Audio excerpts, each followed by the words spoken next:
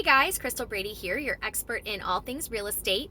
In this video, I want to explain to you what it means when a buyer offers to cover the appraisal gap on a low appraisal when they're making an offer on a home that has multiple offers.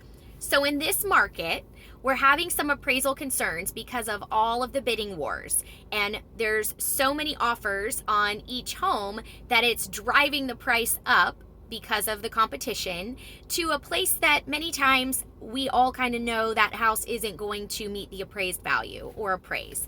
So what do we do about that? So when you're making an offer as a buyer and there's multiple offers, it's usually a good idea, if you can afford it, to offer to cover what we call the appraisal gap. That means that if that appraisal comes in low, you're offering to cover the difference out of pocket so that the seller doesn't have to renegotiate or lower the price in order to meet the appraised value. So let me just give you a quick recap about appraisals in general and why they're so important. When you make an offer on a home, let's say you offer $300,000 and you're doing a 5% down conventional loan. That means your lender is financing 95% of that $300,000. So if your contracted purchase price is $300,000, that house needs to appraise at $300,000 or above in order to move forward with your 5% down conventional financing, 5% of $300,000. Now, if it comes in low, let's say it comes in at $290,000.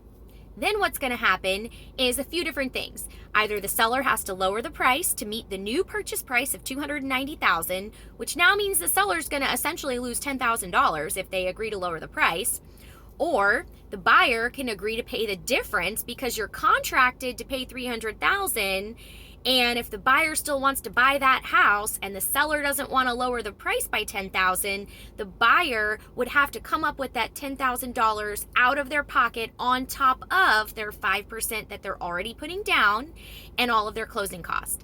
The reason they have to come up with that extra money is that the lender is only going to do 95% financing on the actual price it appraised for, but you're under contract for more money. So somebody has to make up that difference. Sometimes buyers and sellers also agree to meet in the middle where the buyer doesn't have to pay the whole difference. But in this market, a highly competitive seller's market, it's in a buyer's best interest to not expect that seller is going to renegotiate or lower the price after you've decided on a price and gone to contract.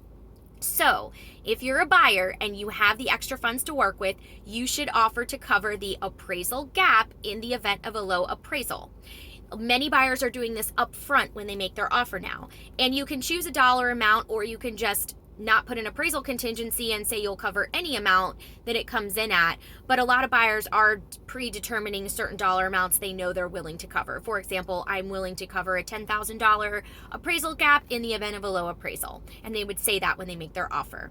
So I hope that clears things up. You should definitely consider paying for an appraisal gap if you're a buyer making offers in this market. If you want to talk to me more about multiple offer situations and other strategies that you can do to win a bidding war in our market right now, I would love to speak with you. Message me or comment below. Thanks.